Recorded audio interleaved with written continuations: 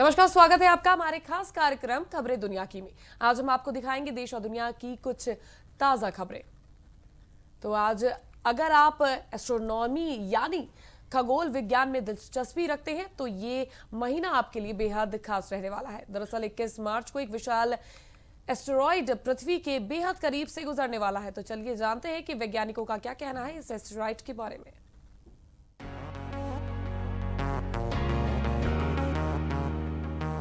अगर आपकी दिलचस्पी एस्ट्रोनॉमी या खगोल विज्ञान में है तो ये महीना आपके लिए बेहद खास रहने वाला है। दरअसल 21 मार्च को एक विशाल एस्टेरॉइड पृथ्वी के बेहद करीब से गुजरने वाला है।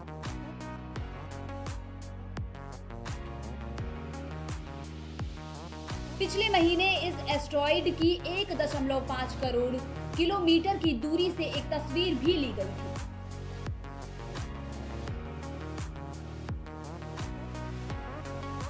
इस एस्टेरॉइड को 2001 FO32 का नाम दिया गया है। बता दें कि नासा ने पहले ही ऐलान कर दिया है कि इससे हमारी पृथ्वी को कोई खतरा नहीं है।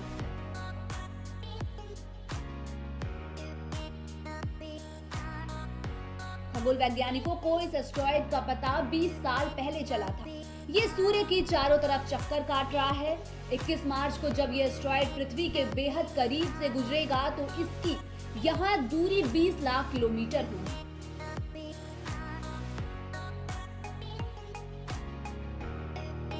अगर पृथ्वी और चांद की दूरी से इसकी तुलना की जाए तो फिर ये 5.25 गुना ज्यादा दूर है।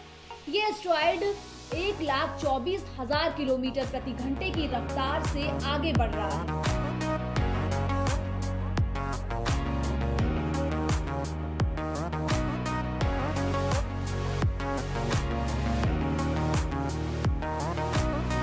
नासा के मुताबिक दूसरे एस्टेरॉइड के मुकाबले इसकी स्पीड काफी ज्यादा है। ये 39 डिग्री पर सूर्य के चक्कर काट रहा है। लिहाजा हिसाब लगाया जाए तो ये मंगल ग्रह के मुकाबले दोगुनी दूरी पर है।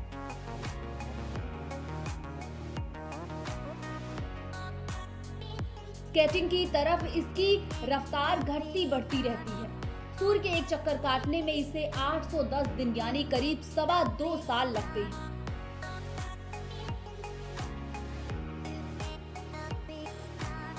वैज्ञानिकों के मुताबिक साल 2052 से पहले ये एस्टेरॉइड पृथ्वी के इतने करीब नहीं आएगा। साल 2052 में इसकी स्पीड 28 मिलियन किलोमीटर होगी।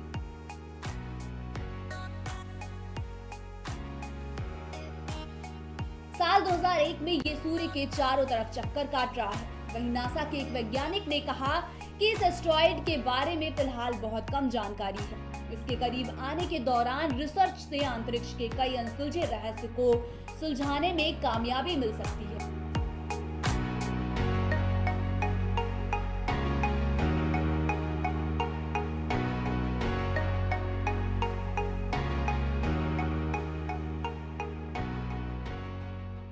डेनमार्क समेत दुनिया के कई देशों में एस्ट्राजेनेका वैक्सीन पर रोक लगाए जाने की खबर के बीच अब वैक्सीन कंपनी की ओर से सफाई दी गई है। तो चलिए देखते हैं वैक्सीन कंपनी ने वैक्सीन को लेकर अपनी सफाई में क्या कुछ कहा है।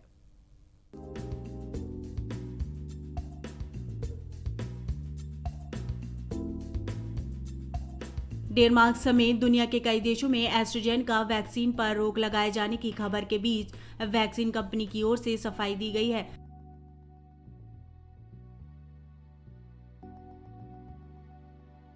कंपनी ने कहा है कि जिन लोगों को वैक्सीन दी गई थी उन लोगों के सेफ्टी डेटा रिव्यू में वैक्सीन से खून के थक्के बनने के खतरे का कोई सबूत नहीं मिला है। वैक्सीन से ब्लड क्लॉटिंग की शिकायत के बाद कंपनी ने ब्रिटेन और यूरोपियन यूनियन में 1,70,00,000 लोगों के सेफ्टी डेटा का रिव्यू किया है।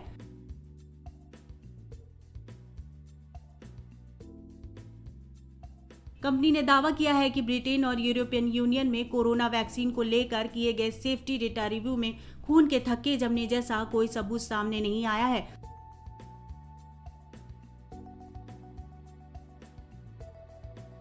बता दें कि डेनमार्क ने एस्ट्राजेनेका वैक्सीन लेने के बाद ब्लड क्लॉटिंग की शिकायत मिलने के बाद एस्ट्राजेनेका वैक्सीन पर अस्थायी रूप से रोक लगा दी है।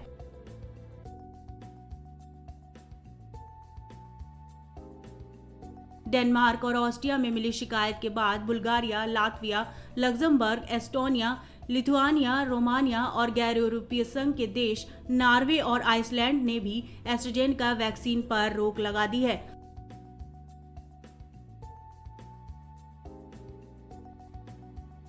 फार्मा कंपनी एस्ट्राजेनेका और ऑक्सफोर्ड यूनिवर्सिटी द्वारा विकसित की गई कोरोना वैक्सीन को लेकर यूरोप में कुछ गंभीर साइड इफेक्ट्स को देखते हुए भारत भी अब इस वैक्सीन की समीक्षा करेगा।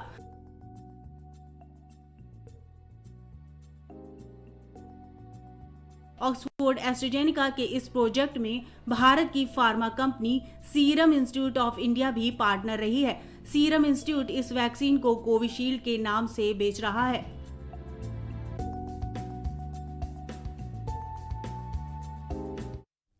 चीन में हुबई प्रांत से एक हैरान कर देने वाली खबर सामने आई है। यहाँ हुबई प्रांत एक चिड़ियाघर में कुत्ते को भेड़िए के पिंजरे में रखा गया था, जिसका खुलासा होते ही हड़कंप मच गया और अब ये खबर चिड़ियाघर सोशल मीडिया पर भी चर्चा का विषय बनी हुई है। तो चलिए जानते हैं कि ये खबर सामने आने के बाद चिड़ियाघर के कर्मचारियों ने क्या कहा।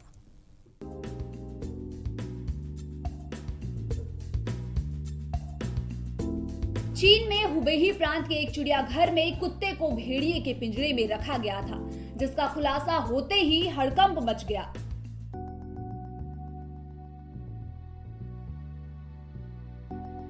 चिड़ियाघर के कर्मचारियों ने एक बूढ़ा भेड़िया मरने के बाद उसके पिंजरे में पालतू कुत्ते को रख दिया था।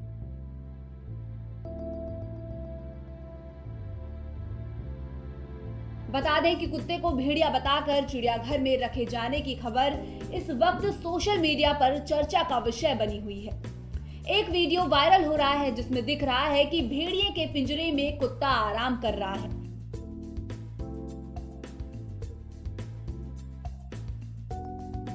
चिड़ियाघर में घूमने गए एक विजिटर ने जू में भेड़िए के पिंजरे में रखे गए कुत्ते का वीडियो बनाकर पोस्ट कर दिया, जो बाद में सोशल मीडिया पर वायरल हो गया।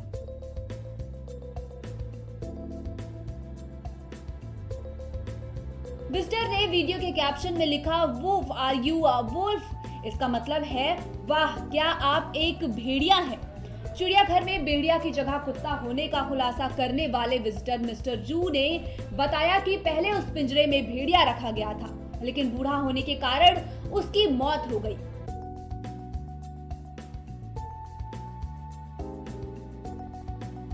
बता दें कि चीन के इस चिड़ियाघर में एंट्री की फीस 1.70 यूरो यानी करीब 148 रुपए है।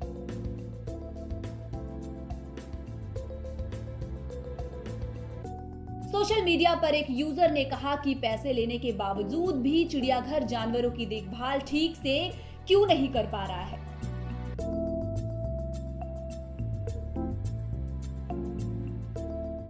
युद्धग्रस्त अफगानिस्तान में आतंकवाद की घटनाएं और बढ़ती जा रही हैं। देश में पिछले 24 घंटे में 30 से अधिक लोग मारे गए हैं। ये घटनाएं ऐसे समय में हो रही हैं जब देश में संकट के समाधान के लिए शांति वार्ता प्रयासों में तेजी आई है। तो चलिए जानते हैं कि अफगानिस्तान में क्या कुछ नई घटना सामने आई है।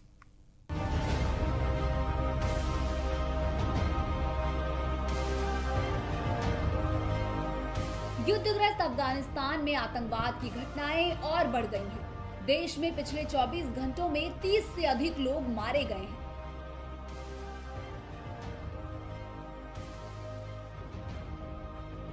ये घटनाएं ऐसे समय में हो रही हैं जब देश में संकट के समाधान के लिए शांति वार्ता प्रयासों में तेजी आई है।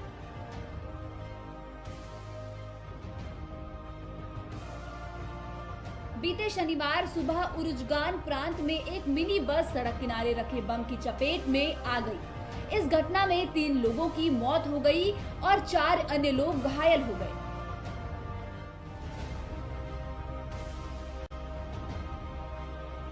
ये सभी आम नागरिक हैं। प्रांतीय सरकार ने एक बयान में घटना की पुष्टि की। इससे पहले बीते शुक्रवार रात को हेरात शहर में विस्फोटकों से भरी एक कार को उड़ा दिया गया था।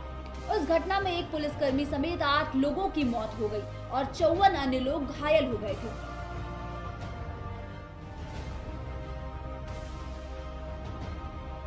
पुलिस ने कहा कि महिलाओं और बच्चों समेत 3 और नागरिकों की मौत उस समय हो गई जब शुक्रवार को कलात शहर के बाहर नूरक गांव में विद्रोहियों ने एक रिहायशी इलाके पर मोटरार से गोले दागे। इन हिंसक घटनाओं के लिए तालिबान और इस्लामिक स्टेट में से किसी ने भी जिम्मेदारी नहीं ली है।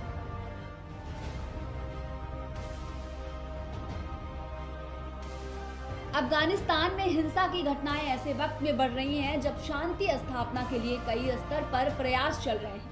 एक रिपोर्ट के अनुसार रूस 18 मार्च को अफगानिस्तान के पड़ोसी देशों चीन, पाकिस्तान, ईरान, अमेरिका और भारत समेत अन्य देशों के साथ अफगानिस्तान पर शांति सम्मेलन आयोजित करने जा रहा है।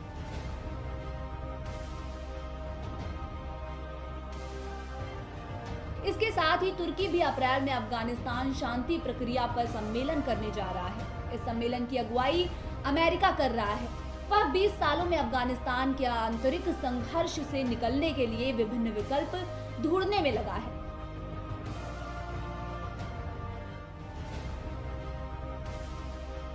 जिससे युद्धग्रस्त अफगानिस्तान में सबको मान्य कोई राजनीतिक समाधान ढूंढा जा सके।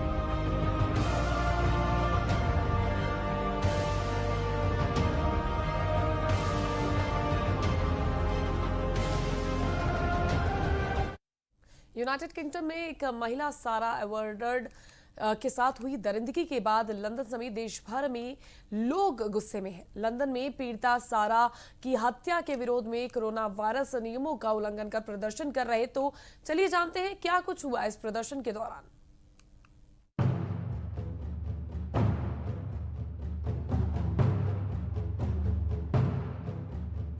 यूनाइटेड किंगडम में एक महिला सारा एवर्ड के साथ हुई दरिंदगी के बाद लंदन समेत देश भर के लोग गुस्से में हैं।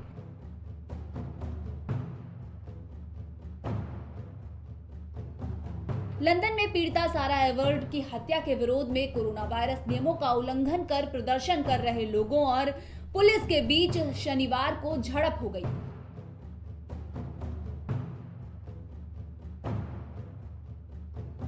बता दें कि सारा को आखिरी बार 3 मार्च को क्लैफाम कॉमन इलाके के पास देखा गया था। वो अपने एक दोस्त के घर से अपने घर जाने के लिए पैदल निकली थी, लेकिन वह अपने घर नहीं पहुंची और 1 हफ्ते बाद उसका शव बरामद हुआ।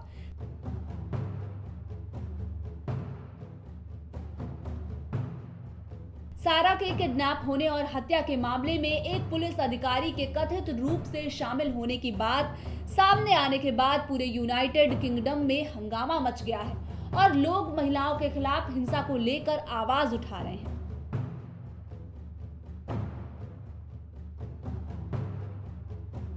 इस घटना के विरोध में सैकड़ों लोग पुलिस और कोर्ट के आदेशों का उल्लंघन करते हुए क्लैफाम कॉमन में इकट्ठा हुए ताकि उस डर और खतरे की तरफ लोगों का ध्यान खींचा जा सके जो यूनाइटेड किंगडम में कई महिलाएं रोजाना झेलती हैं।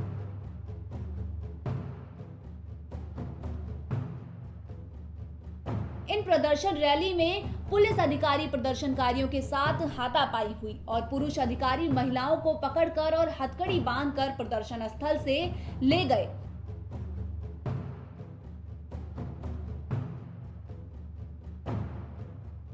बता दें कि duchess of Cambridge Kate Middleton समेत कई लोगों ने क्लैफाम कॉमन में श्रद्धांजलि दी। इस दौरान कई लोगों ने पोस्टर थाम रखे थे जिन पर लिखा था हमें चुप नहीं कराया जा सकेगा और वह केवल घर जा रही थी।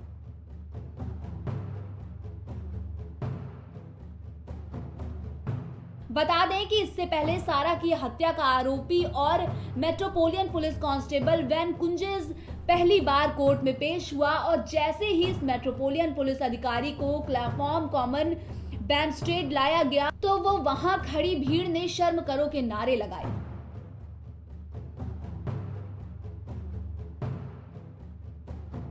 तो वहीं प्रदर्शन के आयोजकों ने सारा की याद में लंदन समेत यूनाइटेड किंगडम के अन्य शहरों में शनिवार को रैली निकालने का प्लान बनाया था।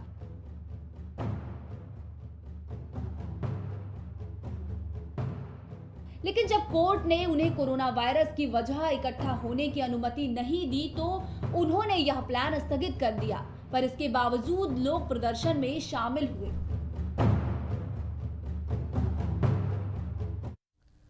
फ्रांस और स्विट्जरलैंड के बाद अब श्रीलंका ने भी कट्टरपन पर काबू पाने के लिए बुर्का पहनने पर प्रतिबंध लगाने का फैसला किया है। इसके साथ ही यहां 1000 से ज्यादा इस्लामिक स्कूलों और मदरसों को भी बंद करने की तैयारी हो रही है। तो चलिए जानते हैं कि आखिर क्यों श्रीलंका में बुरखे पर बैन लगाने की तैयारी हो रही है। लेकिन उससे पहले मैं आपसे लेना चाहूंगी इजाजत, फिर हाजिर होंगे देश और दुनिया की तमाम खास खबरों के साथ, लेकिन आप कहीं मत जाइएगा। श्रीलंका में बुरखा बैन क्यों हुआ है, क्यों इस पर प्रतिबंध लगाया गया है, इसकी बानगी करती हुई देखिए हमारी ये खास रिपोर्ट।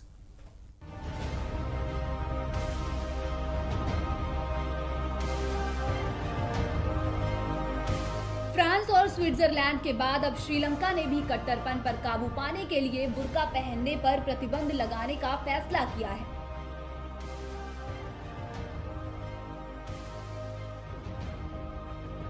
इसके साथ ही 1000 से ज्यादा इस्लामिक स्कूलों और मदरसों को भी बंद कराने की तैयारी हो रही है।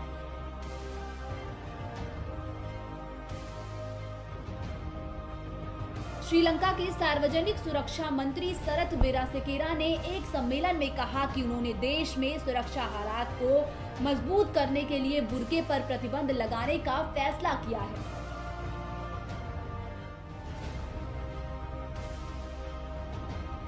बुर्का पहनने से इंसान का चेहरा नहीं दिखता, जो कि आतंकी घटनाओं को बढ़ावा देता है। उन्होंने कहा कि बुर्के पर बैन के प्रस्ताव पर उन्होंने साइन कर दिया है और अब इसे मंजूरी के लिए कैबिनेट को भेजा जाएगा।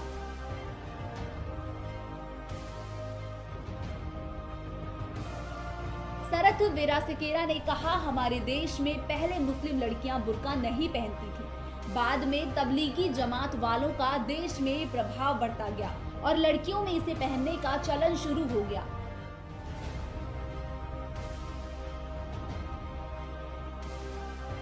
यह समाज में मजहबी कट्टरपन बढ़ाने का इशारा करता है। हम इसे सहन नहीं करेंगे और निश्चित रूप से इस पर प्रतिबंध लगाएंगे।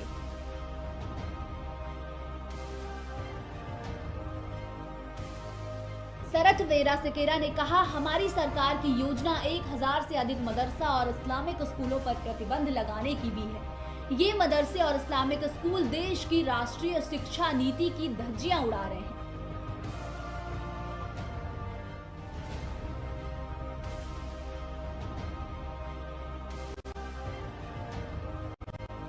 देश में सब लोगों को अपनी आस्था के पालन करने का अधिकार है, लेकिन इसका मतलब ये नहीं है कि कोई भी व्यक्ति अपनी आस्था के नाम पर मजहबी स्कूल खोल ले और वह सब कुछ सिखाना शुरू करे जो वह चाहता है।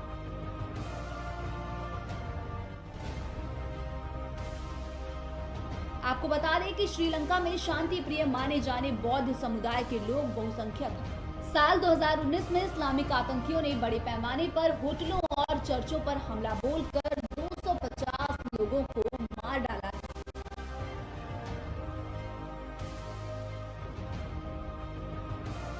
जिसके बाद श्रीलंका में अस्थायी रूप से बुर्का पहनने पर प्रतिबंध लगा दिया गया। इस घटना के बाद राष्ट्रपति चुने गए गोतबाया राजपक्षे ने देश में कट्टरपंथ को जड़ से खत्म करने का वादा किया था।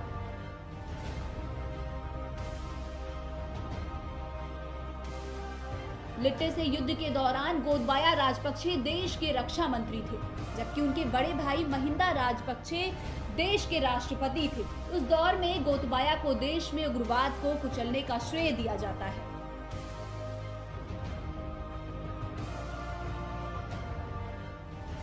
हालांकि तमिल राजनेता उन पर युद्ध के दौरान मानवाधिकारों के हनन का भी आरोप लगाते रहे हैं, जिससे सरकार इनकार करती है।